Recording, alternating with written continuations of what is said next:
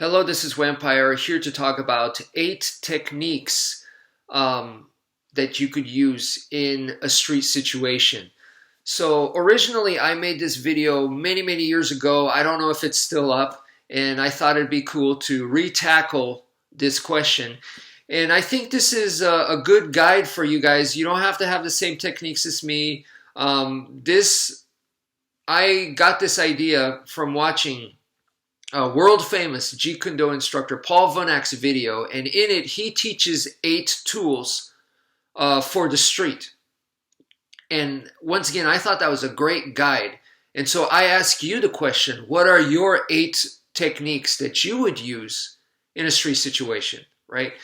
So for me, so before I go into mine, let me first just list off what he chose, what Paul Vunak chose. It's the eye jab, oblique kick, the ear slap, the elbow, headbutt, knee, and then biting, and then the last one, scoop kick. Okay, so those are the 8 tools that he chose for the street, and I believe that all 8 of those have something in common, which is they're designed to be used in medium range, close range, especially close range, okay?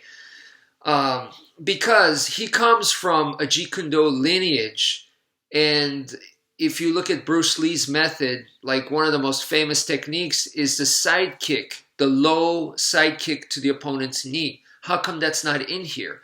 Well, I believe that's because that is a better tool for long range. And once again, Paul Vunak was probably thinking in this situation, he wanted to focus more on like, what if you're in a confined space? What if you're already like getting hit and punched and attacked? So you're already in the middle of combat fighting, actually. So I believe that's why he chose medium range, close range techniques. And of course, because in his system, the trapping range, which is close range, or aka the clinch, the trapping range has the most techniques, and that's where they want to fight. And that's where the JKD people specialize in. So, all right. Now, let me talk about my 8 tools. And for me, yes, I also use a eye jab, but the way that I eye jab is different. I've seen people teach it all kinds of different ways, but the way that I've personally liked, and I've been doing this for many years, is to actually, for those of you that do solo training, use the wall. Okay, so the wall is great because it teaches you to actually make contact, but it also teaches you how to not hurt your fingers. You don't want to jam your fingers. So the way that I do it is to go sideways like that. I made real contact. I don't know if you heard that, but I actually like this. That's what I would do in real life to a guy, to the guy's eyes. I'm going sideways, and that's because if I miss one eye, I still might be able to catch the other eye.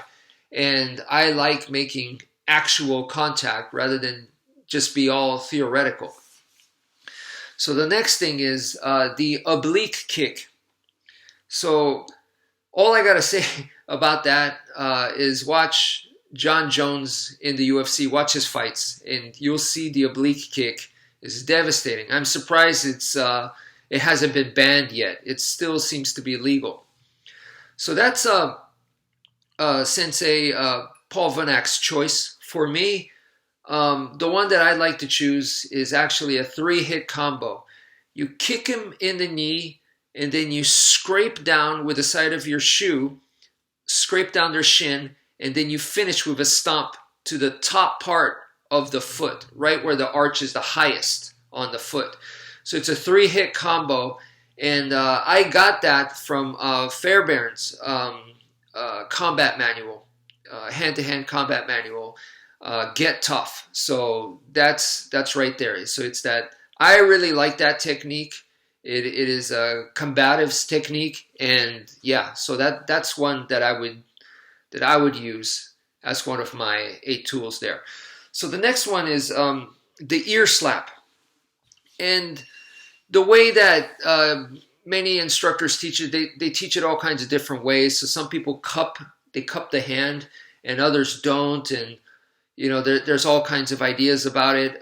What I recommend for you guys, and I also use the ear slap because I use open hand techniques as well. But for, once again, solo training, and that's what I'm interested in solo training, the way I want you guys to practice this is to actually go like this onto your ear with your hand, okay? And then gently press and release, and try it with different parts of your hand and try to feel the suction. Where do you feel the suction the most? Okay, and try it with both hands, both ears. And then after a little bit of practice and you go, okay, I can feel the suction there.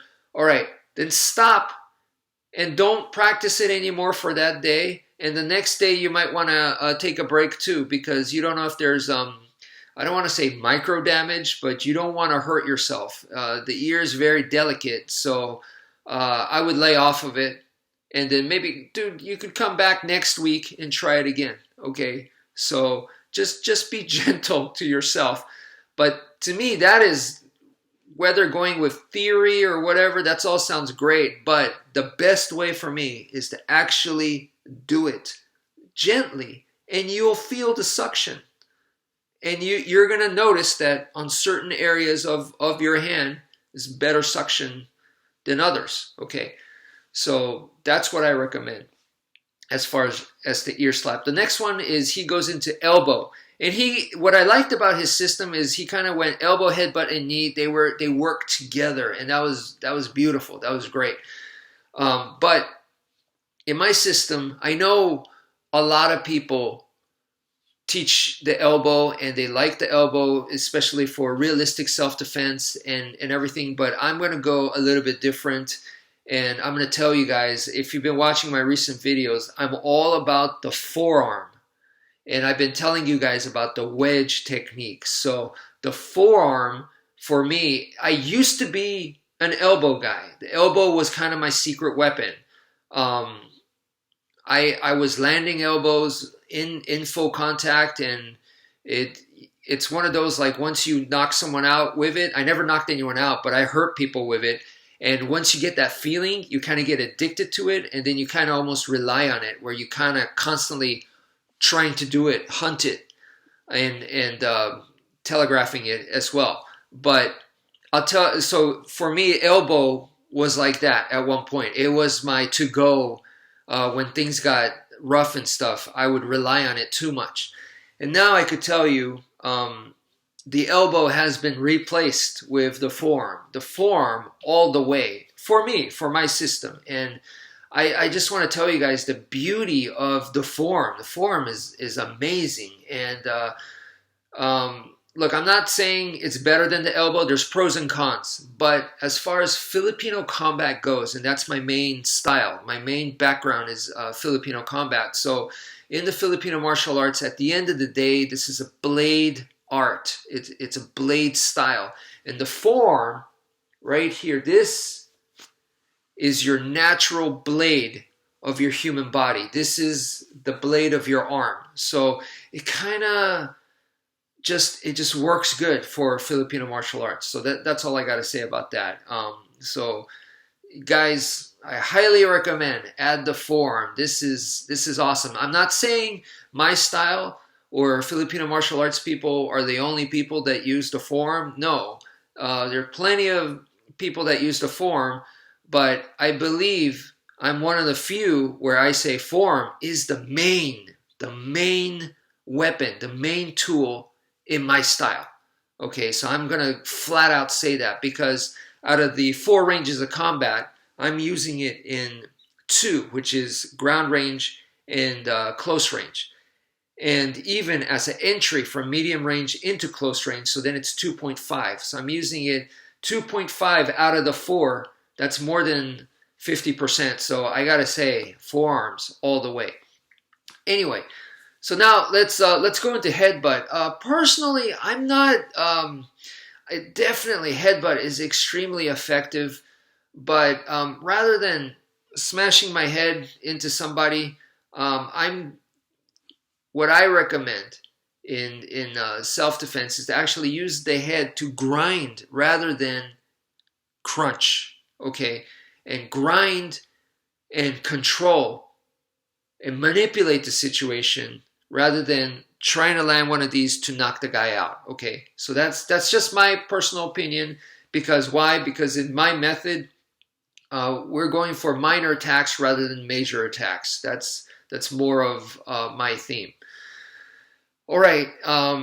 So the next one is the knee, and the way that Paul Vunak shows the knee is pretty much Thai boxing, right? And what I want to emphasize here with the knee is that it's very, very important to use the arms and then knee.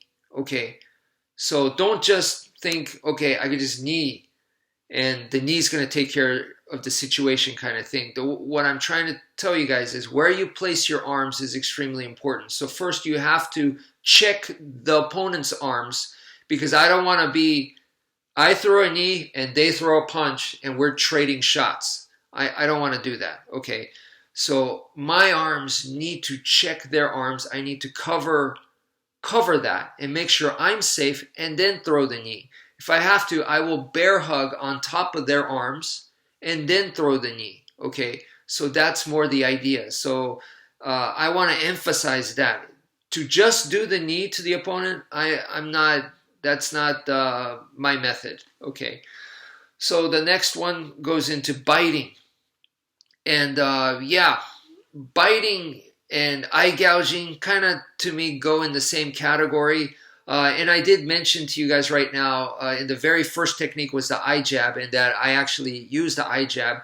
But the way that I'm eye jabbing is I'm not really trying to damage the eye. I'm not really thinking about getting through and scratching their cornea or something like that. That's not my goal. It's more like a, what was that kind of thing, and create that kind of distraction, and almost to the point where they're not even sure if I was really aiming for the eye or not, because I don't want to escalate the situation and make it worse. Okay. Now, so biting and eye gouging, those kinds of techniques, that's not what I'm going for. So to actually bite down on somebody, that's not my forte. So what I would replace the biting with is actually going for the eyes. And I know this sounds like I'm contradicting myself, but the way that I'm going for the eyes is through grinding, okay? Or if we're standing up, I call it the cheese grater. So I'm using my fist, the edge of the forearm, the blade, or even the elbow, and I am grinding onto their eyes, and I expect them to close their eyes and do this kind of thing. So my goal is not to scoop out the eye and make it come out of the skull or really damage the eye. Nothing graphic like that. I'm just putting pressure on the eye. That's my attack. Okay. And same with the sensitive areas on the face. I'm not trying to bust their nose, but I'm trying to put pressure on it so that they're so distracted. This is undeniable distraction is what I'm going for. Okay, so I know Paul Vunak in his rapid assault tactics, he talks about uninterrupted biting and eye gouging type of thing. That's not what I'm going for. Okay, mine is undeniable annoyance. And it's just at the level of annoyance. His is devastating. Mine is not. Okay, I'm going for the opposite thing. The next thing is the scoop kick. And out of the 8 techniques that he pulled, the 8 tools, I think the scoop kick is the most interesting. I'm not saying it's my favorite or anything. I think it's the most interesting because it's the one that you're probably going to not see anywhere else. All the things, all the other techniques you can easily find in other self-defense programs. Maybe they pulled from him and they used his system as a guide and they mimicked. But like I said, all the other techniques you'll probably see. The scoop kick is quite unique. I haven't really seen it anywhere else. And I don't know where he learned it, where he got it from. I'm thinking, my guess is Professor Danny Nosanto, but I don't know the story behind the scoop kick. Just theoretically, without, because it's not one of my techniques, I can't tell you for certain, but theoretically, I think the idea behind it is that if the worst way to kick someone in the balls, right, is to point your toe and kick them as hard as you can right there. And chances are it's going to hurt, of course, but everything's going to move out of the way. So that's the worst way to do it. So then what if you use your foot this way, this part of the foot, and bam, kick them like that? If you do that, now you're relying more on impact. The impact needs to hurt them and cause pain in the groin area. And that's what you're doing there. I believe the scoop kick, what it does is rather than just relying on impact, which is more, it's going to be kind of like a dispersed and you're not exactly focused. So by scooping, you're focusing the target, the genitals, you're focusing it into a specific area and then applying the impact. So, or all of that at once, making it, you're driving the force and you're focusing. So I believe that's the concept behind the scoop kick. Now, like I said, I'm not an expert at it. It's not in my arsenal, so I couldn't tell you. The way that I would kick someone in the junk, essentially, would be to use the shin. And the higher up on the shin, the wider your shin is. The lower you go, closer to your foot, the thinner the shin becomes. So obviously if you use the top part, the wider part, the less chance you're going to miss and the more chance you're going to be able to smash their testicles. So that's the pro. The con is that it's harder to get that through because it's wider, okay? And some guys have really thick thighs, so you might get stopped just from their thighs. But yeah, that's the idea right there, okay? So if I were to kick someone in the groin area, I would use the shin as a baseball bat to smash the testicles. That is my goal, okay? So anyway, I hope this was interesting. Thank you for viewing, and take care, folks.